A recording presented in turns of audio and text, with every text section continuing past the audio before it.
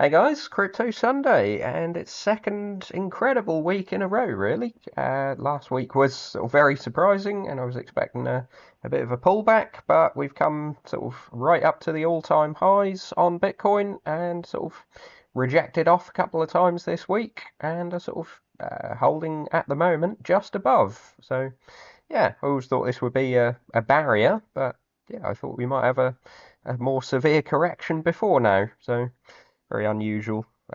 We'll see sort of if the ETFs are going to keep propelling it forward. But this week up £47,000 after a crazy week last week, and it's yeah, so it's 11, just over 11% for the week.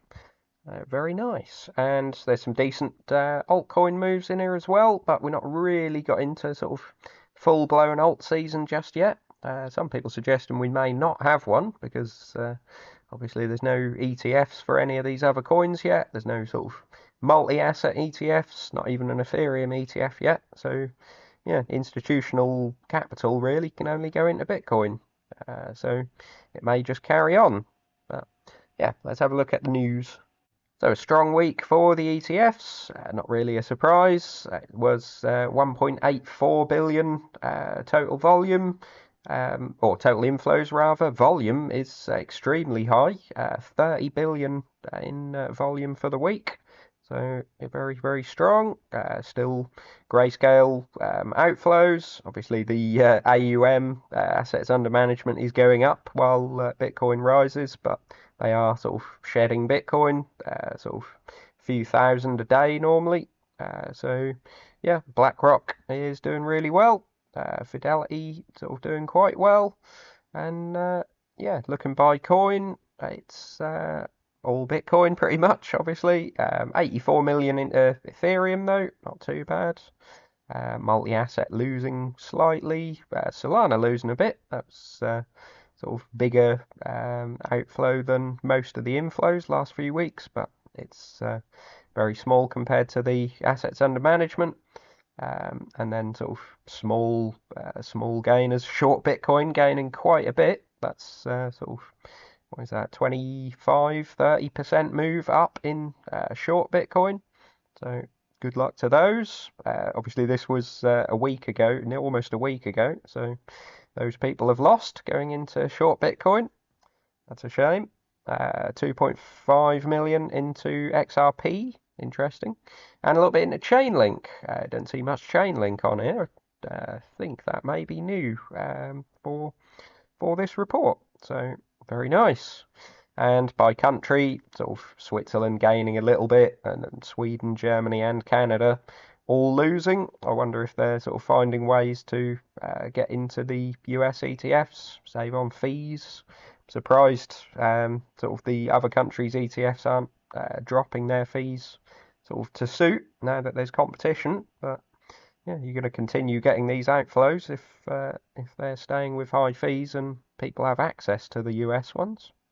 And just looking at flows right up to date. So this last week you had some incredible flows into the BlackRock. They got 788 million on is that Tuesday? Pretty good, and sort of a mix of Fidelity having a little bit more. Fidelity got a really nice 473 on Thursday, and sort of BlackRock fairly steady, sort of in the 200-300 millions.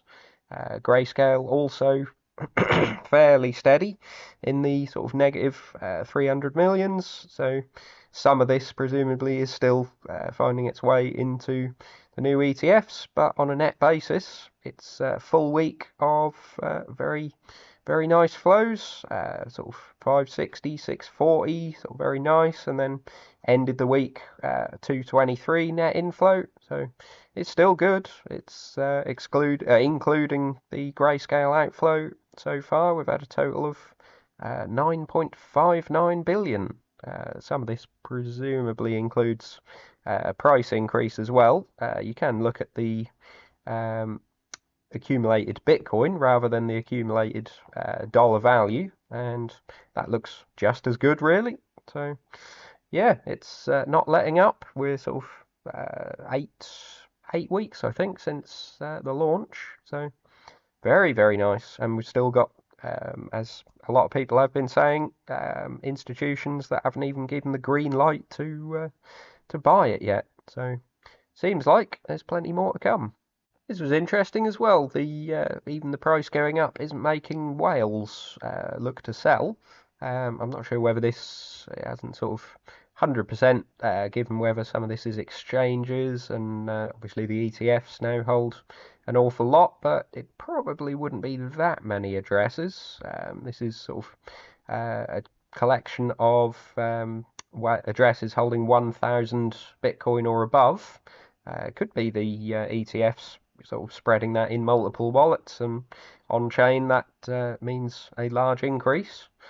You've sort of got over here sort of a very, very large spike, even with the Bitcoin price going up. So yeah, maybe it's just people holding on, or maybe it is the ETFs. Let me know if there's any more sort of info on that. I couldn't see anything.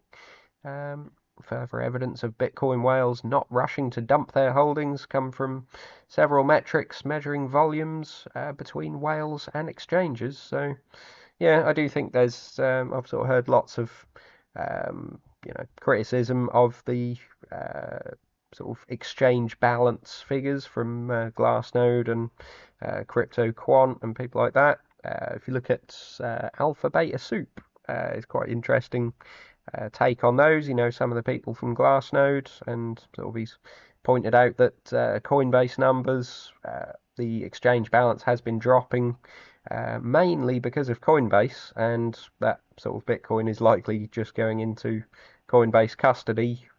So it's not off the market, it's with institutions in Coinbase custody, and they could sell tomorrow.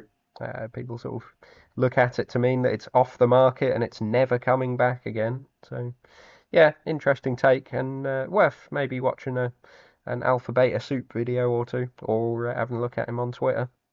This is potentially a good bit of news as well. Pantera Capital, not sure why we need quite such a close-up of Dan Moorhead, but looking at raising funds to buy the Solana bag off FTX, potentially at a discount. But this would mean that it is, from the looks of it, vested for 4 years rather than sort of getting immediately dumped on the market.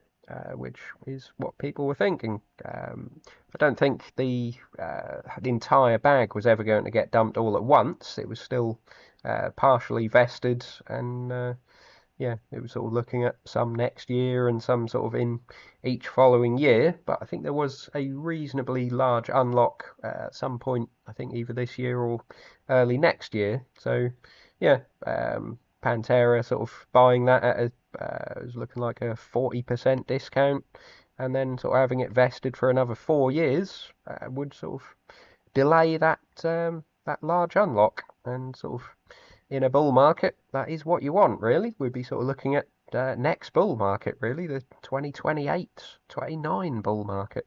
So, well, assuming there is one, but all pointing to good news if they can raise the funds. I'm not sure why sort of anybody wouldn't look to buy Solana at a 40% discount and hold it for 4 years. I'm sure there'll be somebody out there, but keep an eye on it. Got Tether as well. I always like to keep an eye on Tether. People see this as sort of a bullish metric. Minting Tether is sort of up from 97, high 90s in February, and has sort of risen above 100 to just shy of $102 billion now. So yeah, people sort of thinking this is the fiat world pushing more money into crypto and having to get into Tether first.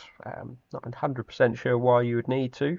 On sort of Coinbase, for example, I don't have to get into Tether to buy other crypto. You can buy it directly with pounds, or I'm sure people with dollars can buy crypto directly. But yeah, some stuff maybe you need to get into Tether first, and yeah, that sort of buy pressure for getting into Tether from fiat, you would think means more upside for the market.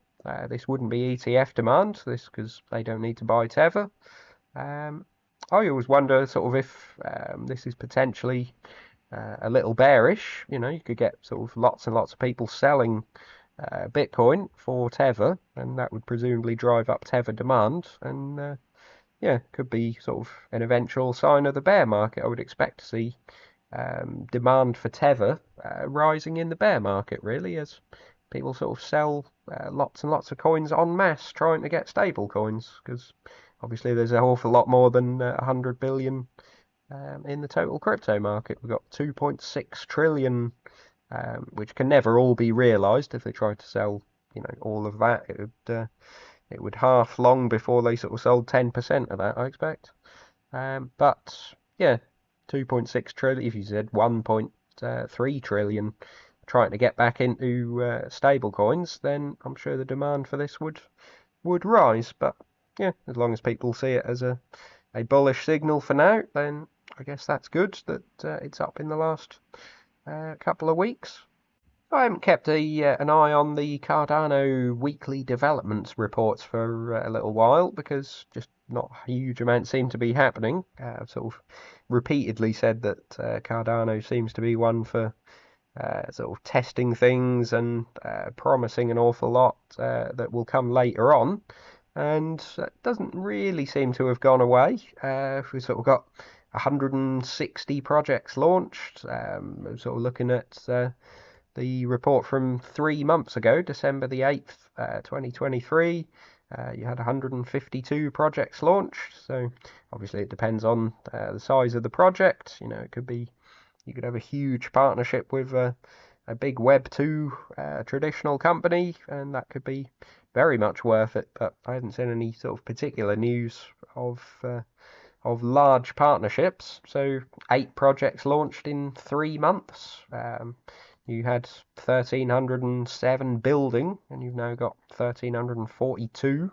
It's not exactly a huge amount of people flocking to build on Cardano, and obviously in the last 3 months, very little of these projects have actually launched. And then, you know, you have sort of native tokens have increased, and transactions up from 79 million to 86 million. I guess that's, you know, 8% or so.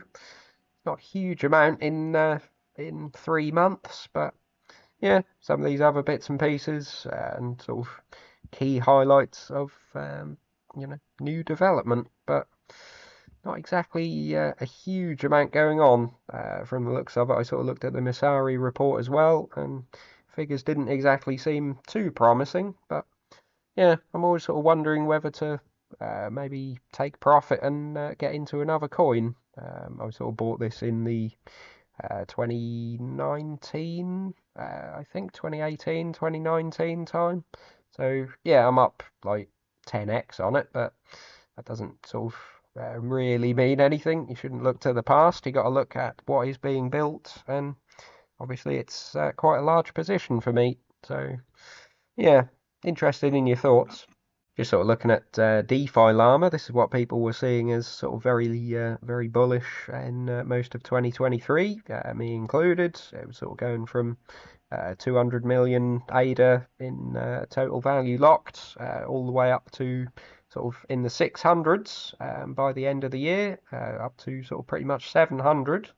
But it's stayed pretty much stagnant there for quite a while, certainly up to today from Christmas. So that's not ideal. If you sort of look at it in USD volume, obviously it's gone up because the token has gone up, but it hasn't exactly outperformed most tokens. And yeah, you can sort of see it's